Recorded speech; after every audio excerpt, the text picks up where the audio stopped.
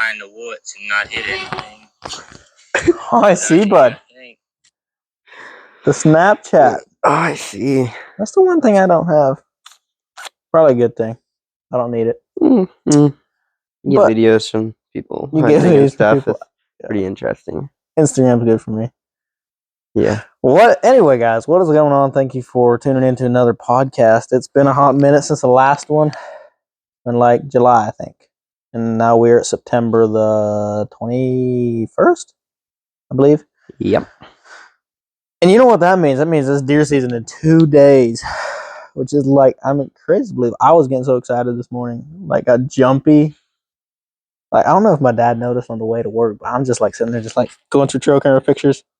Just like, I don't know why. You could not get me annoyed today. There's no way to get me in a bad mood. And I know it's going to be that way till Saturday. Saturday night comes, especially if I don't kill a deer Saturday morning, you might see a different me, like a mad me or something. But, you know, that's the way it is. Anyway, we got Joe back here again. Depends if Aiden can ever come back on. For some reason he's been like missing in action for the last couple months. Got to get him on here after. Gotta get him on here again. Deer with a bow. Yeah, that's true. So a lot has happened. So shout out to my guy Aiden. We're going to update you on him because I know he's kind of I would say, as far as guests on the channel, he's a fan favorite. He's my favorite right now. Sorry. I'm joking. I can't say that actually. Okay. But no, I'd say Aiden's been the most, been on most of my videos, especially fishing. You're my hunting buddy. He's my fishing buddy. Yeah. So we'll stay with that. No, but my boy, he got him a bow. So now we're going to try and get him a deer this year with a bow after we get our deer. Mm-hmm. Mainly me because I don't think Joe's taking him to his new spot. I don't think I'm allowed to take anyone there. I might be able to take someone there to film or something. Oh yeah, I'll come film you. They have hunters in the family. I've only got it till muzzleloader season, so.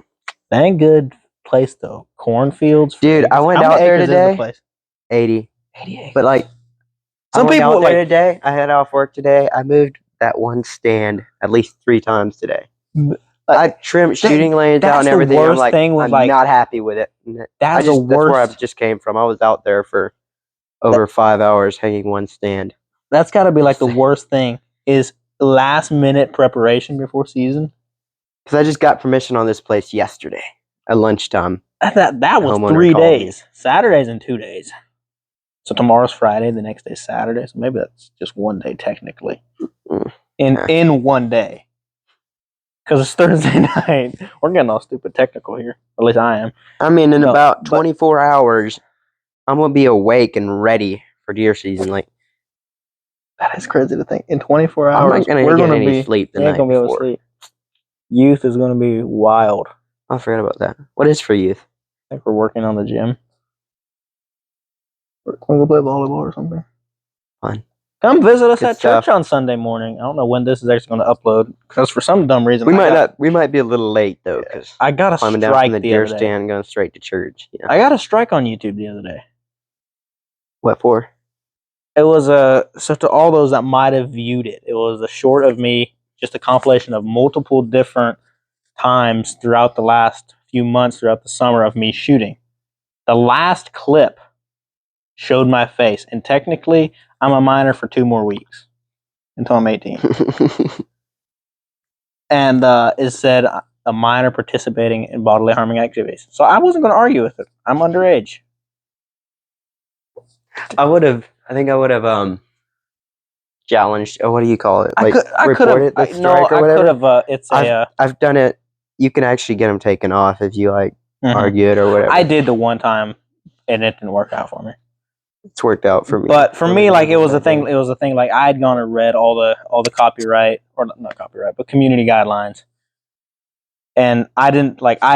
Thing is, I had done multiple videos of me shooting a bow, so I hadn't thought of it. But basically, I shouldn't have just shown my face when I shot. It's a little bit weird, but hey, if I'm going to be a YouTuber, I gotta abide by community guidelines. But anyway, back to your farm. Like, okay, so some people would think 80 acres is not big to most people. Some people call that a small farm to hunt on. To me, it's quite a bit. To us in the South, 80 acres. And it's all like huntable land. Like you're like, dude, you're on a gold mine. I got corn up in Iowa. Oh man, Kansas, Nebraska. It's like, oh, we've got to have 400 plus acres to be able to hunt one deer. And yeah, that's true. But listen, there's multiple stories of deer moving over 5, 6, 7 miles maybe during the rut. Maybe early season where there's good food source. See, that's the good thing about this farm. I've been hunting. I've had like just a tiny little property that I've had permission to hunt for a while there now. And my bucks, come deer season, have all just disappeared. And this property I just landed, I just got it till muzzleloader season. But that's key though. It's like the closest if you get source. If you get to the end of October though, or the beginning of November, I think it starts November 8th? Is November 4th or 5th, I think. Whatever the case, so I've got a month and a half. Yeah, I don't know if other people in the South can verify this, but the pre-rut in the South is honestly better than hunting the rut, in my opinion. That's for me because I'm a guy. I get to hunt several nice big chunks of private land, where I can literally do whatever I feel like, including put corn out. I can, but I don't. Can, but I won't. I saw something that was pretty interesting today. I'll send you a picture of it. Oh, in the group chat. The camo corn. Camo corn. That is so obviously meant for illegally baiting deer. Yeah, I saw it at Walmart today. It was pretty funny. Like corn, crushed corn, pretty much. It looks like dirt. Thing is, for me, when it comes to the topic of baiting, if it's legal, go for it. If it was legal, I would do it. But because it's not legal, it makes it so much more rewarding when you actually do kill something. I have mixed emotions about it. Right. Part of me is yeah, I don't know. Well, I mean, you grew up in Kentucky, so you got I grew up where it was legal, which I still hunt in Kentucky quite a bit. Wherever I'm in Kentucky, I'm baiting. But there's a part of me that's yeah, whatever. It's the same for all of us. So it's not a big deal. Right. You can make the laws whatever. In Kansas. And then there's another part of me that's there's another part of me that's I don't need the laws of man to tell me what I ought to do. No. For me though, the places I'm allowed to hunt, I got my lease. I've got here at our house, got 2 big pieces of private land, and then at my grandparents, which is 160 acres about. I don't actually know how many acres my grandparents own there, but I get to hunt all of them, and I get to put food plots in. And literally without having to ask necessarily. That's the good part about not being allowed to bait. It motivates you to get out and do food plots. And that's the thing for me is if I do all that work, I don't want other people to be allowed to bait. Everyone else around you, everybody else. Oh, dude on the property line here, Mr. Jim or something, gets to here's the problem. Pour a bag of corn out a week before the season to go sit over that opening day. And then here I put in $500-600 worth of. Here's the problem with it though, is with it being illegal, it doesn't really change much. There's so many people around you that are still going to be baiting. They don't there's people around. And now Tennessee, and I think multiple other states have passed a law, even if you call Tennessee Wildlife Agency, Resource Agency, TWRA, even if you call them and report somebody for baiting, they can't even go on their property without property owner's permission. And so basically, a property owner, hey, can we go on your property? The TWRA could go, hey, can we come on your property? He's like, if I've got bait out, no, you're not coming on my property. So it's kind of one of those deals. It's illegal, but unfortunately, there's so many people that do it. Yeah, there's this guy I talked to lately. I was working for him, and I talked to him a little bit about hunting his property. And he was telling me that, I could probably hunt it some this fall during the rut or whatever. He doesn't really hunt. He runs cameras and stuff, and he's got stands up. I guess he lets people hunt sometimes. But he was kind of showing me where I should hunt or telling me where I need to hunt if I come down there, where a good spot. He's saying I got to stand here with a a feeder and minerals and everything at corn. I'm like, oh, well, I can't hunt there because it's not legal to hunt over bait in Tennessee. I didn't know if he didn't know, and he's like, oh, don't worry about that. He's like, ain't no game wardens allowed on my property. He's like, yeah. He's like, pretty much telling, yeah, you need to hunt here if you hunt here. I'm like, I don't know, but now I don't know. Yeah. Gonna get put in a pinch like that. Like I don't. Yeah, it kind of. Be honest, I don't know. Like, yeah. But the thing is, honestly, they're like for me, it's fun because like for me over there on my lease, you know, I went and put in a nice acre food plot, put quite a bit of work, and unfortunately, it was like, you know, this is the first year any kind of stuff was actually planted on that place. It used to be nasty, just growing up shrubs. And I think the food plot did well for how low the pH level in the soil was. Did you get a soil test? I didn't know that can make a big difference depending what kind of what you need to plant. Or but what, also I just like I kind of did it like you get. When I finally leased it, it was time to put food plots in. It was one of those things that was like, oh, okay, I leased it I think the beginning of July, and I was like, well, I need to go back there and start at least prepping because I wasn't going to plant until middle of August. I mean, I went tilled it, and went and did quite a bit of work back there. Planted. Right now, it's like really nice for like the wheat came up really good. The clover did half decent, and then a couple weeks ago, I went and put in some turnips, and they're just now starting to come up. I did the very opposite thing over here at our house. Is my food plot out here on our driveway. I tilled it twice during the off season. I tilled it once in the spring, once late summer. And I fertilized it without anything being planted there. And the clover is like is an annual clover, so it automatically will grow back no matter if you till it or not. I went and tilled it. Clover came up again. The deer still ate on it. I don't actually have it. You don't have it? Oh my word! Yeah, that's fun. I mean, I thought I was connected. I don't know why I didn't reconnect. It might. If you go upstairs, down here, we don't get it. Okay. Yeah. Talking about Wi-Fi here, but sorry guys. No, and then went and tilled it again. Thing 3-4 weeks ago, middle of August, I tilled it again. Planted it again in clover and turnips, and I did a whole lot more work back here on it. Also, I had the more like the tractor, the skid steer, the 4-wheeler, and the drag rake, and everything I actually needed was here. I didn't need to transport it 5 miles down the road to my lease, or actually 7 miles. I actually tracked myself for some dumb reason. I accidentally tracked myself going there the other day on Onyx. But I don't have to take all this equipment over there. So, I mean, I can drive the tractor over there, no problem. I go till that. Tilling is about all I could do to that place. And next year, I mean, I've got at least, he told me I can lease it till he sells the place, which isn't probably going to be for 4 years. So I for certain have this place for a decent while. And hopefully, like, I can build the place up to where it's producing good food plots and whatnot. But it's amazing, like, how much a little bit more time, if you have the time, fertilize is a big deal. Like, I used to just kind of like, oh, I can go throw some seed out, clear a little patch of leaves away and throw some seed out. I literally did that. That'll grow a little bit. It grows a little bit, but it dies with it. Yeah.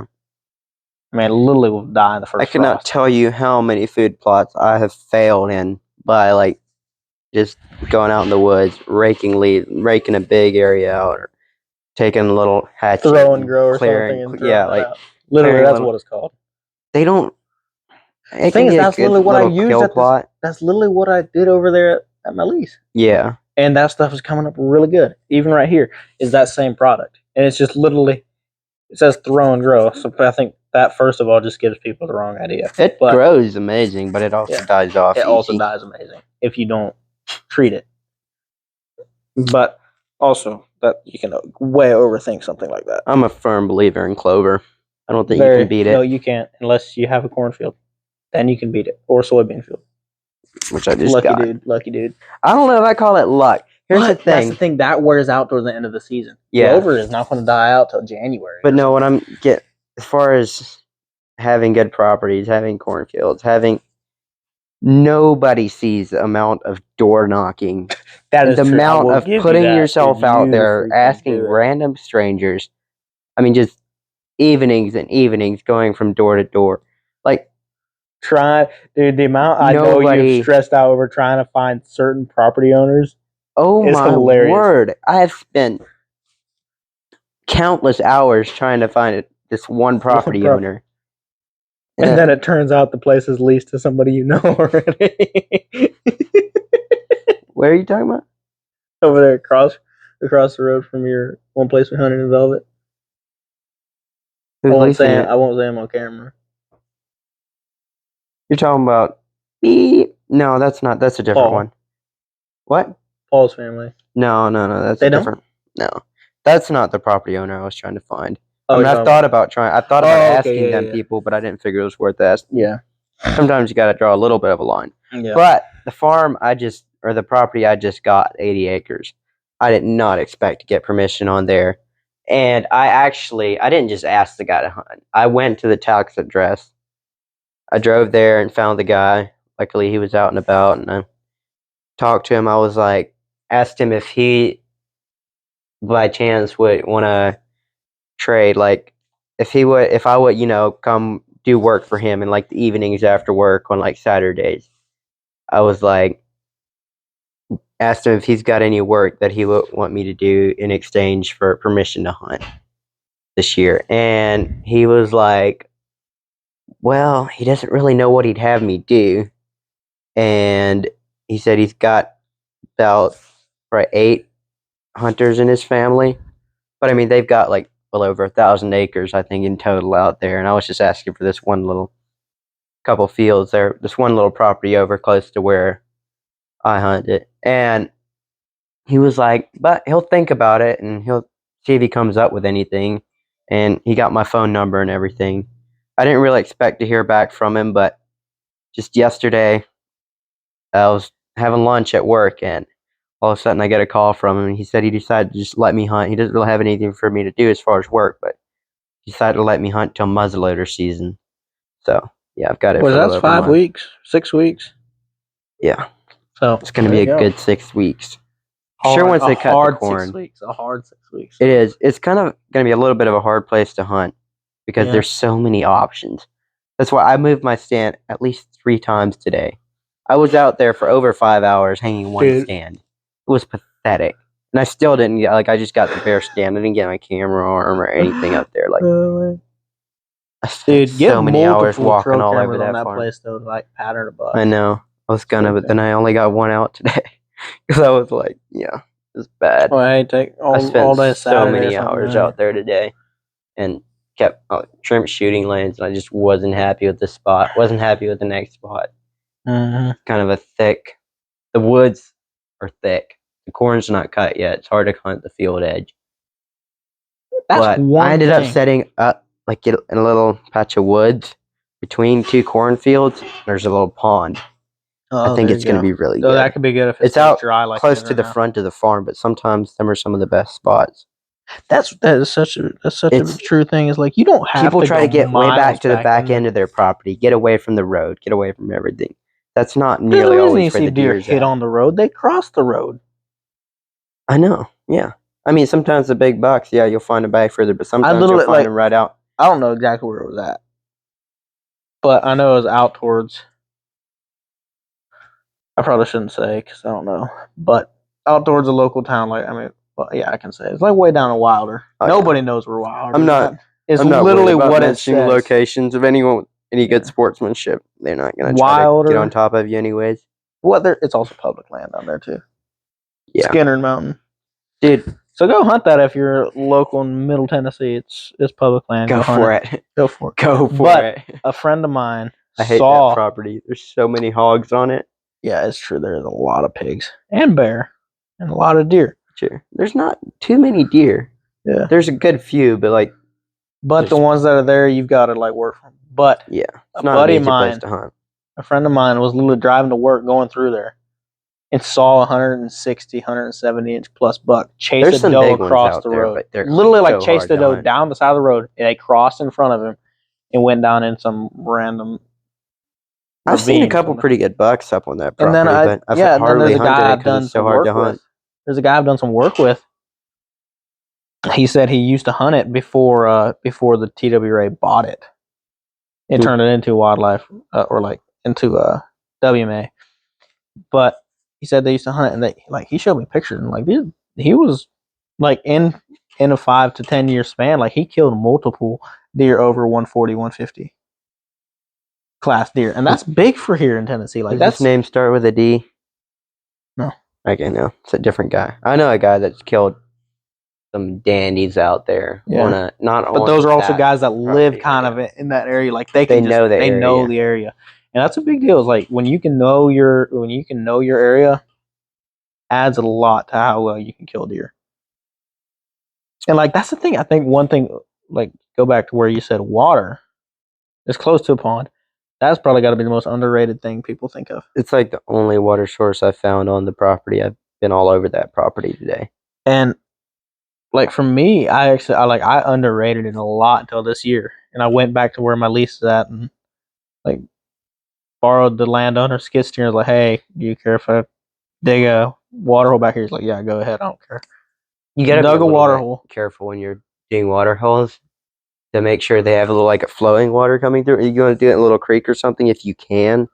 Well, if you've got water sitting too long, like a small water hole, it'll seep out. Sitting for too long can also carry like diseases and stuff. Sure. A lot of bugs and stuff in it. Like, but yeah. But I put that in literally right away. And this was a few months ago when it was really hot and dry in August. And it's really dry right now too. It is dry, but it's not hot. That's a big thing. But that's helpful. There's gonna be deer, I'd say, at a pond or something like that. There's gonna be, especially if you got a scrape or something near that. For sure, it's a sweet little pond, like right in the woods between two cornfields. It seems like a really good place. Yeah. I don't know. I didn't even get a camera out there today yet. It was like dark. I just got set. I finally got my stand set there right before I came here. Well, that's one thing is like, like I'm a big believer in social media for like, I know a lot of people like, oh, I just learned what I learned because I was out there and had the experience. Like for me, yeah, I do love that, but I also love to go watch. I watch way too much YouTube, which I know is. Well, you can learn a lot. You can learn watching a lot. Like, I literally watched. There's this whole series that Lee and Tiffany Lukoski did this summer on how to improve your farm, prevent EHD, which I don't think we've had here in Tennessee. No, not recently anyway. It was in Kentucky really bad a few years ago. I'm trying to remember where they're having it this year. Iowa was really bad. Not too far from here. There's a. Oh yeah, down in West Tennessee. Yeah, it was in Tennessee somewhere, I think. Yeah, down in West Tennessee, they're saying it was bad. Maybe not like super bad, but there was some of it. But like I watched the whole series that they did on just like how to improve your farm, and like some people would be like, oh, I could go, I don't need to do that. Like I kind of had that mindset, but I was like, hey, you know what? This is some stuff I can go do this. I did the stuff that I could, and it's amazing how effective it actually is. Like, don't be afraid to go out of your comfort zone to like try something new because you're afraid you might spook something. Like for me, especially being a new place, I was like, you know what? I was like, I can't screw this place up more than it already is. If it was any, like, it's not a bad spot. It just needs a lot of improvement. So, yeah, there's a lot to go into like prepping. And I know I did like 3 prepping videos, I think, this year, which like nobody sees it, the amount of prep, because not even your own family. Yeah. Like I know at least like nobody has any idea how much time I've put into even just going out and glassing deer. I've done that so many evenings. Oh, I know. So much this year. Like, yeah. I feel like I've already been hunting. I've already had a hunting deer so much. Pretty much, except just without a weapon. Yeah, exactly. Hunting with a camera. A lot of good bucks already this year, but yeah, there's a lot that goes in. Like I think that's honestly for me though. That's kind of the fun part is prepping, because you have 3 months out of the year to hunt, and you've got the other 9 to prepare a whole year for deer season. Finally, when it gets here, it's like, you do hours and hours and hours of work for 5 minutes of pure adrenaline. But with all that work comes the pressure of like having to succeed. Oh, exactly. You like feel like, for me, I was like, just I was getting super stressed out because before I got this property the other day, I'm like door knocking, doing all kinds of stuff, running cameras, just putting all kinds of time into it. And then like a week before the velvet season here, all my bucks pretty much moved across the road on a property. I could not find that property owner. I still haven't. And I'm like just stressing out, trying to figure out how I can get on these deer. And they're like never on my side of the road anymore. And like, yeah, trying to find new properties around there. Because after all that work, you just feel like, yeah. Then I lost my good property in Kentucky. It's like when all that stuff feels like season was just already falling apart before it even started. Yeah. And that Kentucky thing just sucked. Like, I don't know how many people want to watch the video. So, but I found out. I talked to the property owner. I found out pretty much. So, I made the mistake of sharing trail camera pictures with a neighbor down there, and he seemed like a real nice guy. He was. He helped me track a deer I shot down there, and he actually had permission already on the property. I did too. I'm not sure if I was there first or if he was there first, but he knew the guy. And he trying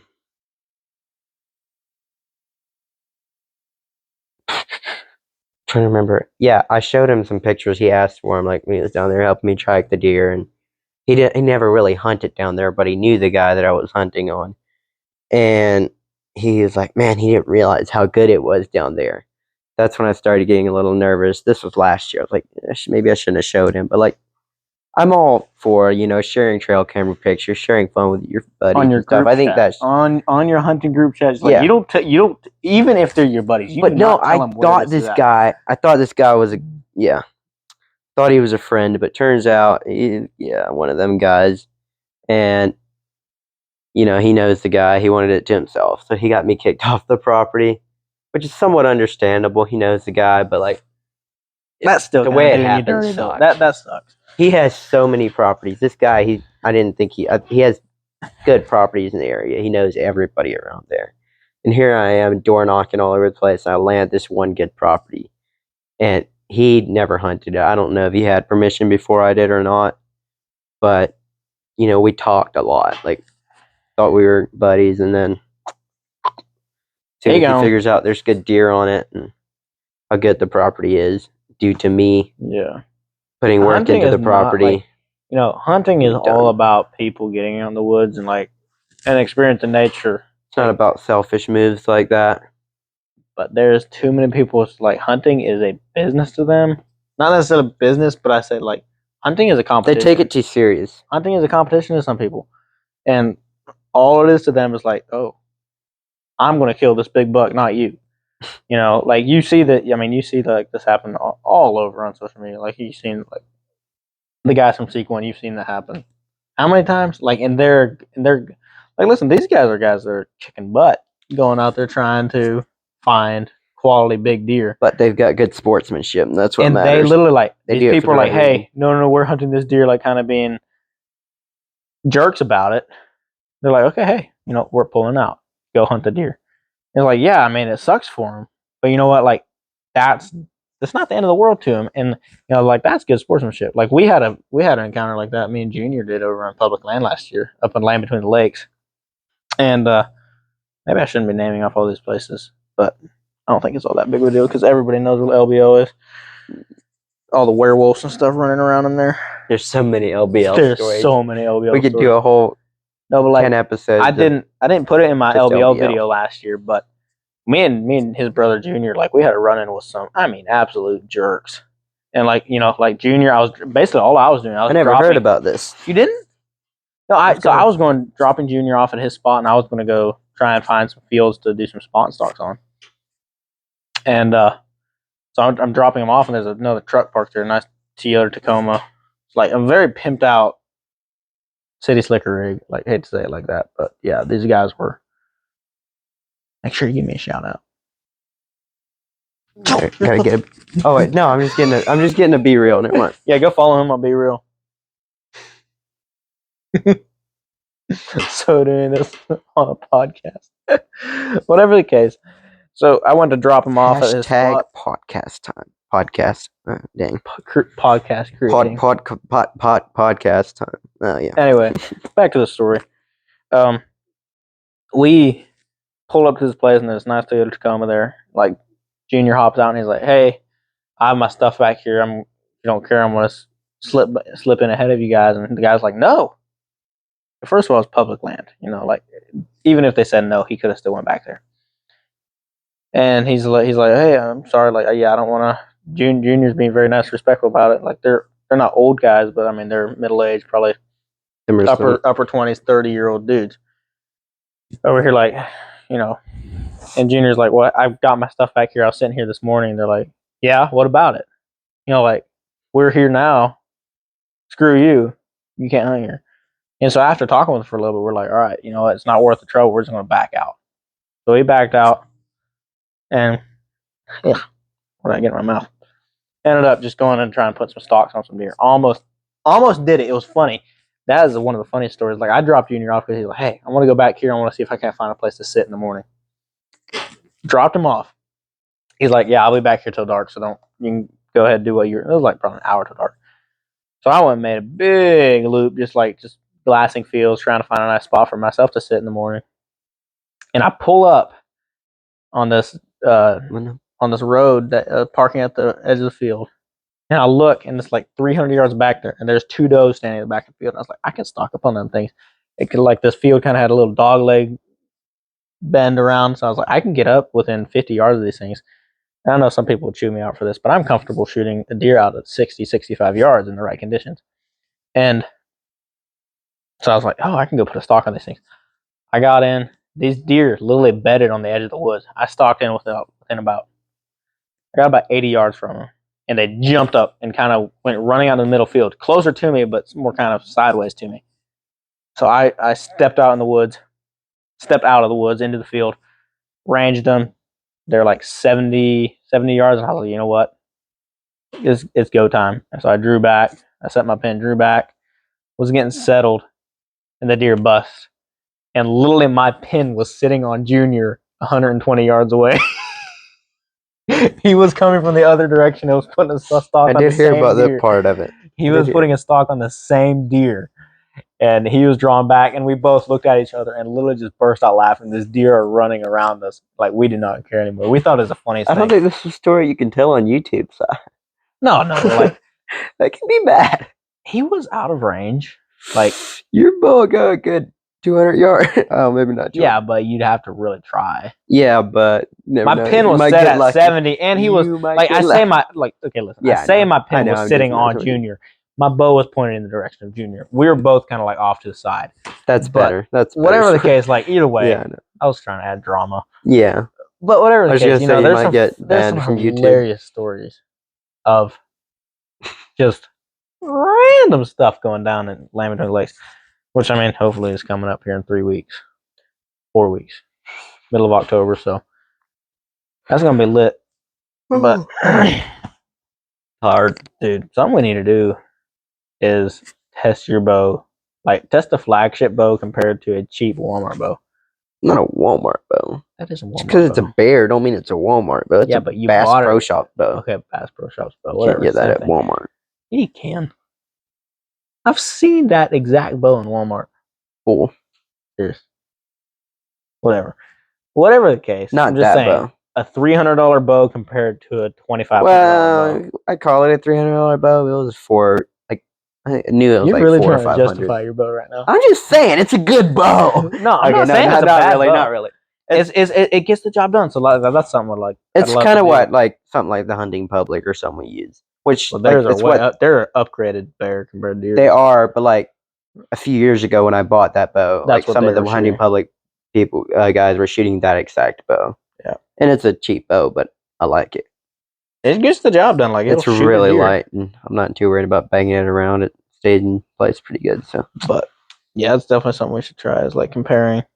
Do you need to go spend $2,500 on a nice Matthews? Absolutely not. Or a Hoyt VTM RX7 Pro or whatnot. I don't know. I'm not saying I'm not saying I never will, but it's definitely not a must. Yeah. You can get a fully set up bow for $500-600. Well, like those the new Bear Adapts, like that's literally what the Hunting Public. Bear is underrated. They're old school kind of, but they're underrated. I don't know why people hate on them so much. I don't think they're underrated. I think they're rated right, but think of it as true. Like, I don't know. I guess it's more just they're not just the great specific. Like just people around here, they'll hate. I'm not going to criticize them. I'm not going to criticize them because, like, listen, there's got to be a lower end to everything. Yeah, but I like me. There's also like here's the thing. This is one thing that I think where the argument gets pushed so much is there's people. I'm not going to say I'm no pro shooter at all, but I'm a guy. Like I would like if I could put this into two categories. Like if I could put me and you in two different spots. You're a bow hunter. I'm an archer. If that makes sense. Like me, absolutely. I shoot my bow all year round. As a bow hunter, though, as a bow hunter, I should. Yeah, but there's a lot of guys out there though. Like I know you don't do this, but there's so many guys out there that go out there and like, oh, I'll pull my bow out a week before season and like I'll go shoot a group like this. I and be know a lot of guys. I'll go shoot. I can go kill a deer at 80 yards like this. I'm a guy. I practice out to 130 yards, and I will not shoot a deer over like I don't think I'll go shoot a deer over 75 yards unless I'm talking like listen. There's a lot of good shooters that'll be like, yeah, they're not shooting a deer over 30 yards. There is, and like I respect that, but there's also, a lot of risk in it. But at the same time, you got to think of it. If you're not comfortable yourself like that, but don't think your bow is not going to perform.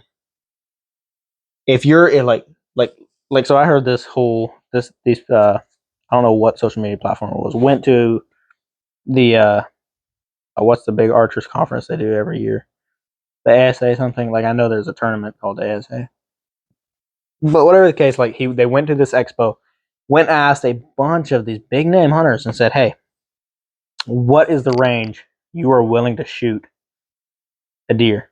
Most people said 40 and under. Then you have the Hunting Public said 30 and under, preferably 20 and under. Then you have like somebody like Josh Bomar, Levi Morgan, Lee Lukoski. They're like, Levi Morgan and Josh Bomar literally have both said, I'll shoot as far as my pin can get. I will literally shoot as far as my bow allows me to shoot. And if you have a nice bow setup, like for my setup, the max I can shoot is 130 yards. With my arrow setup and my sight, I can shoot 130 yards. There's guys out there that are saying like, I think when the pressure came down to it, they wouldn't actually do that. But I know for a fact I've literally watched like Josh Bomar. He has shot stuff at 120 yards, 130 yards. He's killed stuff. Would you just like I know it's not I'm not trying to put myself in their category. I will not but like if I went out elk hunting or something, I'm preparing myself for a 110-yard shot. That's what I was gonna ask you. If you're out doe hunting or something, you just want to prove you can do it. Like this year, even like, would you shoot a doe at 100 yards? No. Like, okay, not 100. I'd shoot it maybe 75, 80. But I think 50 would be. You shot deer at 60 already. Like 50. Just over 50. Yeah. But no, the first two deer I killed a deer last year at 70. I'm not a great shot, but like, I've put the first two deer I shot, which was the same old bear I shoot.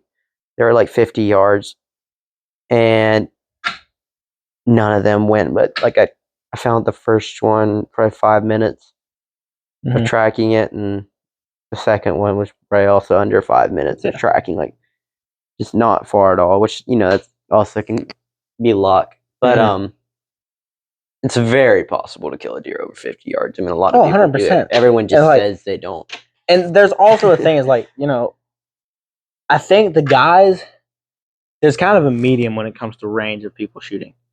Because, there's the guys out here that like, oh, they pull out their bow. They'll talk a lot of smack all offseason, like, oh, I'm this great shot. And yeah, maybe they pull out their bow a week or two before season. Like, they can go shoot a good grouping. And they're the guys that'll be out there. Oh, that deer's at 70 yards, easy shot. they'll go over and send it and spine shot the thing. Sure, you killed it, but you had to go put a second arrow in it, or they'll go shoot the thing in the freaking butt. Like, I'm just saying, that distance, you got to be careful. There's I think the medium crowd is the guys that have a big name, and they're the ones or like have a decent hunting platform, have a decent following, and they're the guys. Like, I'm not criticizing them at all. Like, I respect it, but they're the guys saying, "Hey, I'm not like for this reason. I am not shooting over 50 yards." For the fact that I don't want to give the wrong impression that people can go out there and just shoot that range.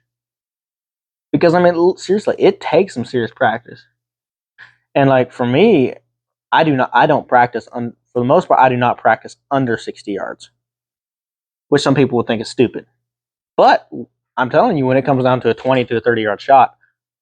Makes it feel short. I know it's not legit, but I'm just going to say this as an analogy. I could shoot it with my eyes closed. Mm-hmm. Like, it's not a hard shot at all. Like, I don't even have to think about it. I can go out, like, maybe, out at 120, 115 yards. I'll go out there and I'll shoot a grouping like this. But that's a whole lot better than me, like, maybe I'm shooting a grouping like that at 100, 120. Like, I'm shooting a 16, 17-inch grouping. But you progress that every 10 yards, you're pulling in at 80 yards, you're shooting that. And I have shot that. Like, I'm not trying to brag. I'm just saying, like, I've put in time a lot. You look at guys like Levi Morgan, Josh Bomer, like, they're guys, they shoot all year round. That is practically kind of their living. Like, Levi Morgan, that is his living. Chris B, I know, like, I don't think he shoots over 60 yards. Cameron Haynes, his whole principle is you shoot half of what you practice. Basically, if you practice at 120 yards, you like feel very confident at shooting 60 yards hunting.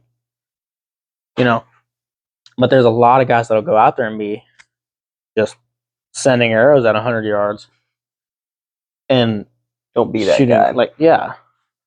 For me, my skill level, I say I shouldn't shoot over 30 yards. But when it comes down to it, and I'm out hunting, like, if I know where my bow's shooting, I can usually hit something pretty good at 50. Mm. When I'm out there, I just one arrow, just letting her eat. And the people that shoot target with me, like, yeah, that's cool. But, like, I'll just say this. There's a point when you're out there just shooting one arrow, this arrow has to count. It's not like you're out flinging a bunch of arrows at a target. Mm-hmm. Like, for example, I like to go out and shoot squirrels. I don't know that I've ever missed a squirrel. I can slay squirrels with a bow. I don't know why. Yeah. I'll be in a tree stand. That is the thing. Is like, and I can smoke them. I used to, like, I haven't really tried it in a few years, but back when I was just like, I was shooting my old PSE Stinger something or the other. Like, I would go out there and I thought I was a crack shot. I would go out and I remember I had a 3-pin sight housing. I had it set at 20, 35, and 50. And that gave me about that big a gapping between all 3 pins. I had a 3-inch, 2 to 3 inches, about as wide as my sight or as my sight housing could let my pins go. And I would go out there and I could not shoot for squat when it came to practice. Yeah, I could hit the target. As soon as it came down, like, I used to love just going out and shooting at birds. And literally, I would go out there and I could see a bird at 50 yards, and I would carry my rangefinder around, I'd range that thing, and I can nail the thing at 50 yards. There's a certain pressure, like when you're shooting under pressure, and hey, this shot has to count. I honestly think I shoot better under pressure. Yeah, there's a lot of guys that shoot better under pressure. It's people that shoot sucky under pressure. And I know for a fact I used to be that, and I still I think I am more so now than I used to be, because it used to be like when it came down to actually having to kill something, I could get the job done. But now it's like, maybe I can go shoot great during practice, but I feel like maybe it takes your mind off a little bit. Like, you overthink it, or at least I do. Yeah, and I know a lot of other guys. That is the thing with practice. When you're shooting a target and you're hitting a little to the left, a little to the right, and you're thinking, what are you doing different? Like, you're just really thinking it over, and you're messing with yourself in the head. When you're out there just real life shooting that one arrow we were just talking about it before we came in here to do the podcast. Yeah, we were just out there shooting a little bit last flight. We're talking about like it's not a bad idea to go out a few times a day. That's what just I came up with. Literally, just shoot one arrow. Go back inside. I would challenge make it people. Count. Sure, like a 3D target. You know, I mentioned it to him. Is like I would challenge people. Go out, like wake up in the morning. Before you head to work. Hey, grab your bow. Send an arrow out at your target. Make that shot count. As soon as you come home from work, you know, depending, like you get home at 5 o'clock, doesn't get dark till 7. You know, you get home at 5 o'clock. As soon as you walk in the door, you know, like say if you're married, hey, say hi to your wife. Yeah, I'm not married. I literally walk to the back door and I walk to the back door and I shoot an arrow. I think I might do that. I might go home tonight and set a target up. And then like just before dark, you know, just before dark, go send one more arrow. Just make your one shot count. Always put that pressure. Like, hey, make that one shot count. Like this is another thing I heard Cameron Haynes say the other day. It's like he goes and does his run, shoot, lift deal. He goes and runs in the morning. He runs up the mountain, shoots his bow, and he said if he shoots good, if his first set of arrows is perfect, he goes home after one set. But he does not leave until he shoots what he considers a perfect shot. And that's the thing when you're shooting under pressure, you know, like especially like for someone like him, like he runs like crazy, freaking beast. But like you just get done with like some crazy adrenaline and whatnot, heart's pumping. You come out there, and it's hard to execute a perfect shot. But if you can go out there and shoot a good shot under pressure, how much it does for your mental, and just like you're thinking, you know what, I can do this. I don't know if it's a thing in archery or not. I heard this term the other day. It's 90% mental and 10% in your head. And you're like, what? Go back. Mental and in your head, what's the difference? Exactly. The same thing. For the most part, yeah. For the most part, it's all a mental thing when you're shooting. Dude, yeah, if you're like shooting a flagship bow like myself, like I'm shooting a phase 4. If you're shooting bad and your bow is set up correctly, that's your fault. Like that's shooter error. And you know, like that's another thing. Like I keep quoting all these big names, like Cam Haynes also never give up, never what? Oh wait, no, never back down, never what? Never give up. No, but like he said, shoot, I kind of lost my. Sorry, my bad. So like I don't know what bow he shoots. He shoots Hoyt something or the other. But he said his bow is performing to the best of its capability. If something's wrong, that's him. But he's also at that point where he is so good at shooting a bow. When he does something wrong, or like he can tell, oh, that was my bow. Something's wrong here. I've got to go get this fixed. So like it's go back to again 90% mental, 10% in your head. It's a mental game, and like you got to build up your mental strength to shooting. And that's another thing. Like for myself, is like I shoot a lot. Like I've gotten to the point where like I would literally go out and most people go out and shoot 3 arrows at a time, 3 arrow sets. I shoot 8 arrow sets. I like to shoot 1 arrow at a time. I literally shoot 8 arrow sets, and like if I can, like anybody can shoot grouping. Like I robbed an arrow yesterday, and that's why. Like if you're comfortable, if you can shoot good, I advise you don't go shoot groupings. You will ruin arrows. But for me, like I shoot one of those big old nice block foam targets. It's got five dots on it. Like even if I shoot 8 arrows, I'll shoot every dot once or twice. And if I'm feeling very confident, like out at 70, 80 yards, you can drop an arrow in every one of those dots.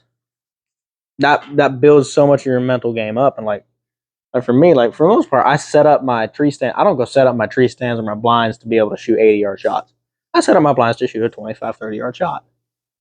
That's ideal, but you want to be prepared to shoot longer range.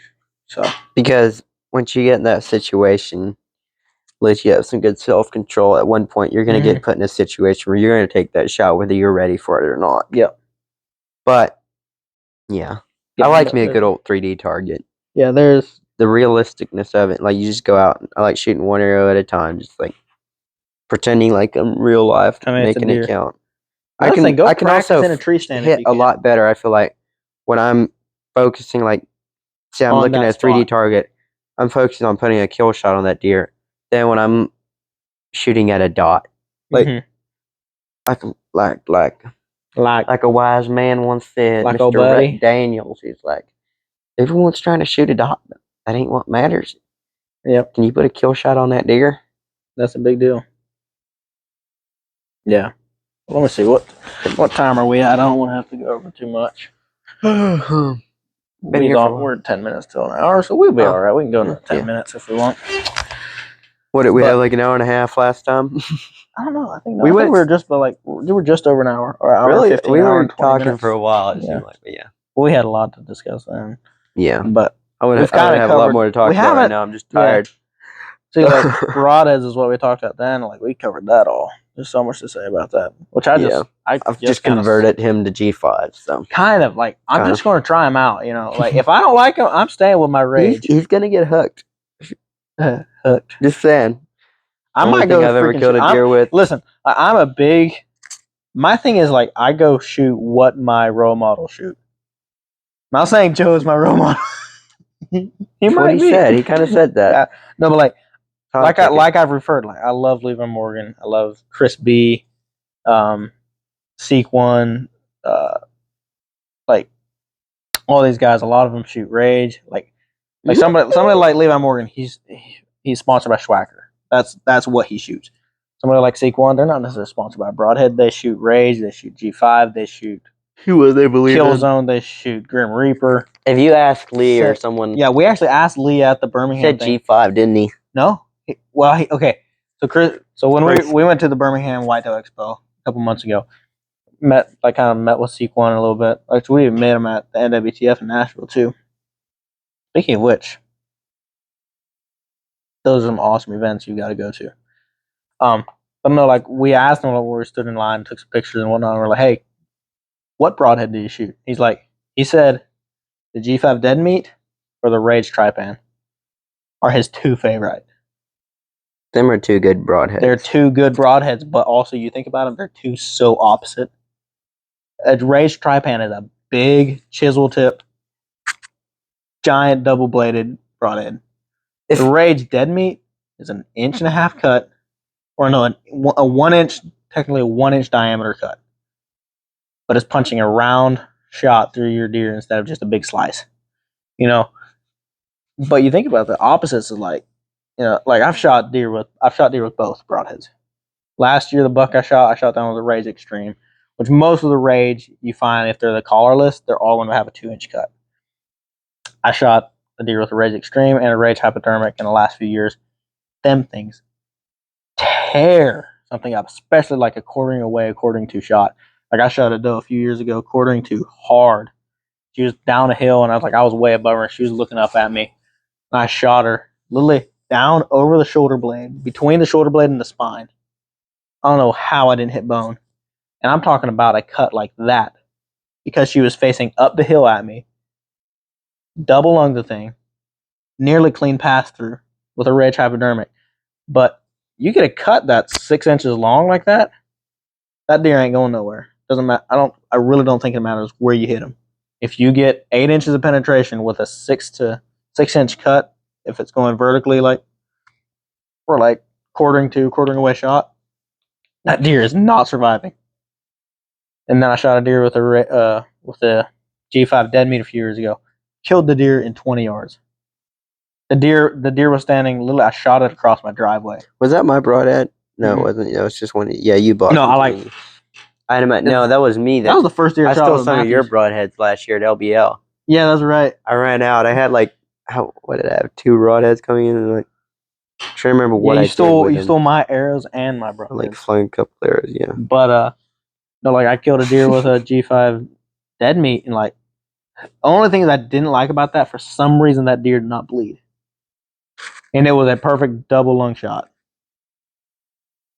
That's one thing people talk about G5 sometimes, and I've seen it happen with Rage too. I wonder if G5 didn't kind of get the vibe as like people are saying, oh, they don't bleed, and so they're like, oh, you know what, we're going to go make a bigger broadhead.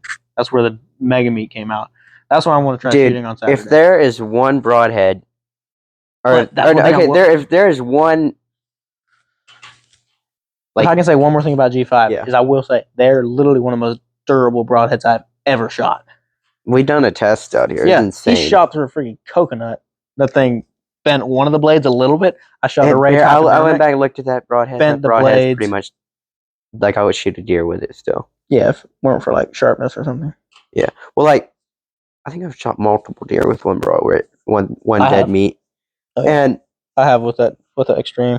But what I was gonna say is there was one product that, like, if you'd ask me one product that I believe in, like that I would like say that I would just like I'm stuck with, like that's what I'm gonna use. Like as far as bows or anything like that, there's not really anything. I use all kinds of different stuff, even trail cameras. Like I like Tacticam, but I like Novix or Lone Wolf stands. I like Matthews bows, even though I shoot a bear. I like bear too. But like if there's one thing that I'm just like a firm believer, like just set on, like that's all I use, it's G5 broadheads. Like I've never really had trouble with them, and they're like they do some insane damage. Yeah, I've smacked deer right behind the back leg. I mean, right in front of the back leg, and like it was like quartering to like crazy. Yeah, straight through the gut up into the lung, and I found that deer right after shooting it, pretty much dead, like just tore it up. Yeah, they like you get Rip something that's shooting in half with them. Like it's just so much I've fun. seen some hypodermics. You don't even get any meat out of it, so it's a little bit unethical.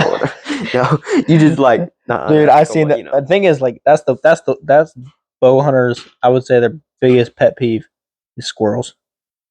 And it's fun to smack one. If you get one that's like 20 yards and you're like, you know what, I'm gonna kill you.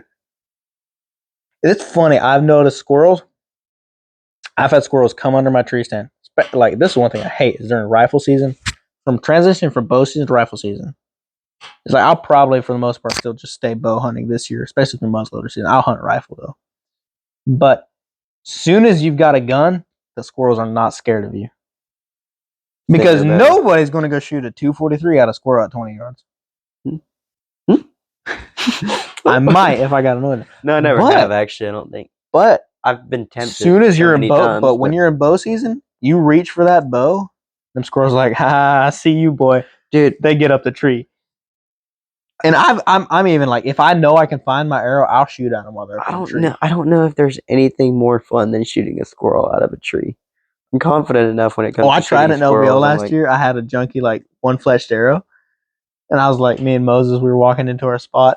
There's a squirrel, like, 30 feet up in the tree. And I was like, you know what? He's up against the tree.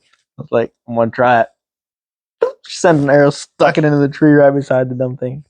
Or no, he was out on a limb. I don't like. I think my arrow landed somewhere switch arrows randomly. I shoot. I don't like shoot my hunting setup arrow. It's like what, $40 at least. I think at least with everything I have on the arrow, the broadhead and everything. I used to shoot squirrels with field tips, but I got tired of having to get down from the tree to finish them off, so I started. Because this is carrying old broadheads or something. Unless you can pin them to the ground. Yeah, but it's still, you hate to watch them try to die or whatever. Like if you don't kill them right away, it's not cool. So I started taking old broadheads for that. The head the other day. Dude, one time I was on public land and there were squirrels running all over the place. I finally was like, hang on, I'm gonna smack one of them. Put a field tip in my bow. Just went up in a tree. Like, kind of, it was probably about level with me. It wasn't probably 30 yards from me. And I was just like, oh, I'm gonna pop that trucker. So I put a field tip in my bow and dropped it, but it was, standing there like eating an acorn, like sitting there, whatever. You know how they do. Yeah. And I hit just a little low, so all I did was pin its back legs together, dropped out of it, and it's down on the ground, dragging itself around. Oh, dude, Daniel did that last year. I felt so bad and so stupid. And so I just I was in a climber, but I climbed down and finished it. But I was like, dude, Daniel tried that last year. Well, me and him were hunting together, and he had a G5 fixed blade. That, like, he wasn't planning on shooting at a deer, but he's like, oh, if any squirrels come, I'm going to use this thing to kill it. He missed the squirrel the first time with a field tip. The squirrel runs closer, pulls his broadhead out, literally slices through the front leg, but actually like hits no vitals, just leg shot. This squirrel scampers up a tree and goes in its hole. I can't think of one time I missed a squirrel with a bow. I missed a rabbit one time. I think it was running or something. I just flung an arrow at it. Yeah. But like when it comes to small game, I don't know why, but it's so fun shooting them. It is a lot of fun. I've missed plenty of birds. Yeah, I've missed plenty of birds. Like that bird's a whole nother story. I shot tiny little bird with a bow too. Like that's fun. Dude, I used to do that literally. Dude, I used to shoot so many tiny little birds bird one time, and I just shot it right in the head. It was in a tree. Dude, the arrow just kept tracking. I never found that. Like if I knew all the birds I shot back in the day, I haven't shot many birds. I'd probably go to jail for all the Tweety birds I shot. I've shot so many Tweety birds with my bow. Back when we lived at talk about some mad neighbors.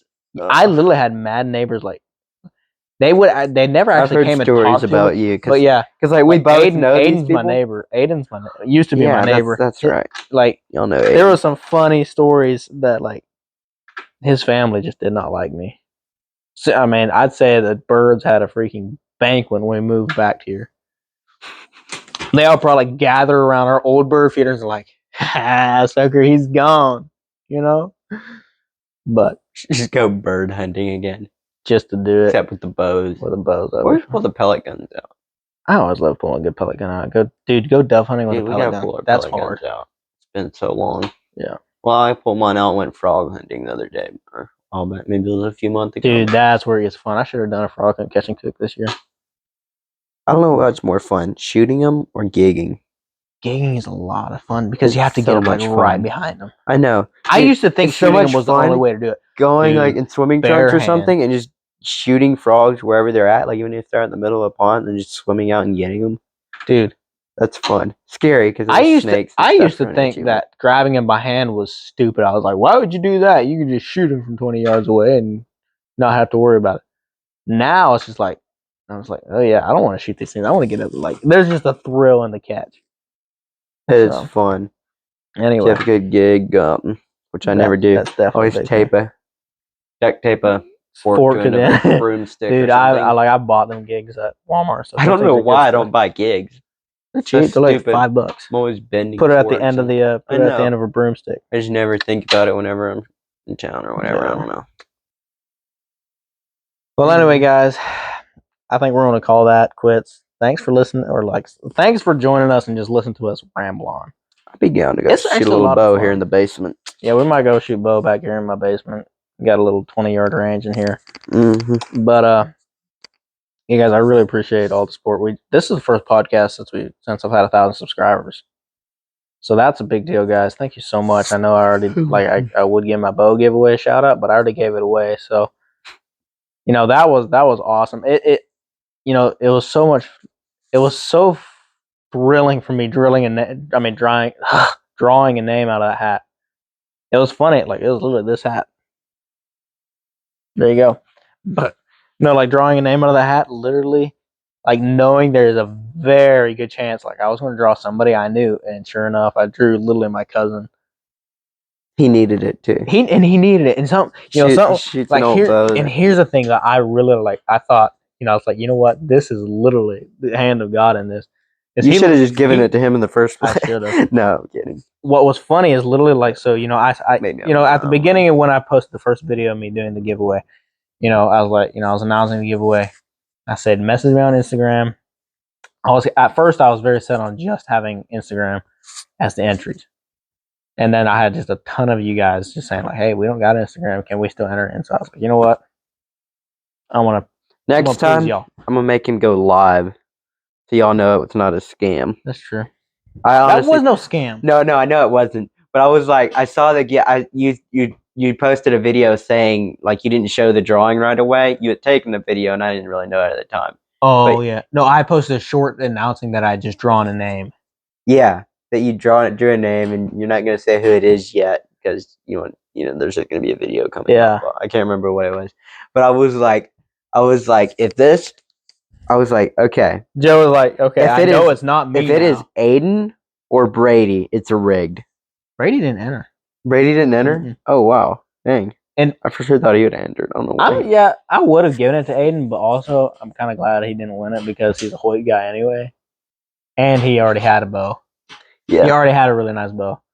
Yeah, but like one thing, like I was saying, is like it was literally when I was like, if it's Aiden, it's for sure rigged. I'm like, there's no way. Because I was like, it looks so suspicious.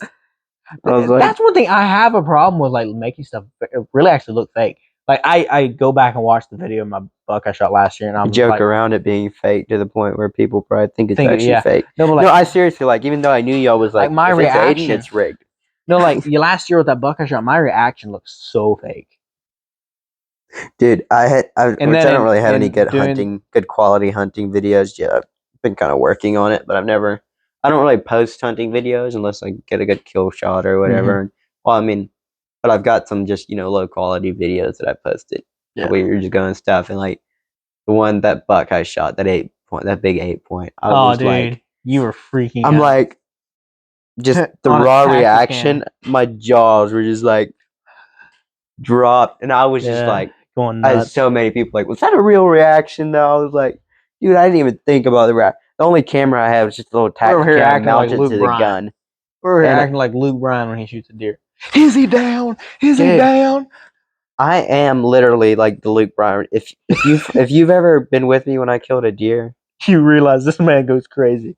I am like his. It's not something I can really control. You don't put it on for the camera. It's not a put on. Whether there's a camera or not. I think there's a lot of people out there that, like, I know there's a ton of people out there that shot so many deer. They're just like, it's also another deer. For sure, like I pass a lot of deer up. So if I take it, it's like, I don't kill many deer. Yeah. No, like, back to the giveaway thing is like, something I found very, very funny is like I thought it was like, I literally was like, man, this is literally actually like, I mean, everything in life, God's got his hand in it. But I was like, dude, this literally, I felt, because Bubba literally just got back from a long mission trip. I can't really think of anyone that I know that was in it that needed it more. That needed it, yeah. And then, he had a bow, but it was kind of an old, like, not something. Yeah, it wasn't nothing special. At the same time, I guess a lot of people that shoot my bow probably say that about my bow, but honestly, it's not a bad bow. I like my bow. I'm also cheap. Like, I'm like, I don't really want to go buy a $2,000 bow. Not right now. But anyway. I truly do like my bow. Yeah. Yeah, but like he just got back from a mission trip, literally like 4 days before. Like that man went on a roll. It seemed like of being blessed like crazy. He won my bow. 2 days later, he won the volleyball tournament that we were hosting. Or his team won it, I should say. I was like, man, sheer talent. He is a freaking beast. We should shout out to you, Bubba. If you've listened to this all the way through, if any of y'all has listened to this point, just let's see. Go find Joseph Martin on Instagram. No, dude, if you've listened to it this far, just to prove you have, just put in the comments jackpot. Put jackpot. Just to prove that you listened to it that far. Because I don't know if anyone will be. Yeah. Whatever the guy. Kind of rambling. Yeah, that's a good place. We're tired. Probably not very interesting, but if you listen to it for this, yeah, baby. All right, a real one. Anyway, guys, I want to close this one out for real. Thank you so much for tuning in to the what do I call this thing again? I really don't. Live Hunt Fish podcast. Yeah. I really actually want to. I actually think I should switch it to the Live to Hunt podcast. Live to Hunt. Ooh, that's. You don't want a copycat. Live to Hunt with Cody and Kelsey. No, that's too close. Oh, is there actually? Yeah. Oh shoot, never mind. Yeah, Hunt to Live. I used to watch some all the time. Hunt to Live podcast. I used to watch a lot more YouTube. Cool. Dude, I seriously speak of like off the camera, or okay. Like, is this something that you want to tell the crowd? No, I was just gonna say like it's kind of fun. I used to watch all kinds of different channels and stuff, like hunting videos. Oh, I still do. I don't hunt much. I don't watch very many hunting videos anymore. Except I just have more specific people channels I watch. Like I watched just Seek One, me, Seek One, Chris Whitetail B, Edge, Whitetail Edge. Just some bone collector. Like a lot of people I really like. All great hunters. But anyway, guys, for the third time and final time, thank you guys for tuning in. I really do appreciate it. We got some new some good content possibly coming out here in the next week. And like I said, like I'm filming this here on the 22nd or no 21st. I won't be able to post this till next week sometime because of the strike that I got. It doesn't allow me to post for a week, so shoot. But yeah, it'll come out next week. So then hopefully there will be a good video coming for this weekend. So anyway, guys, for the 4th time and now final time, thank you for watching, and we will see you in the next one.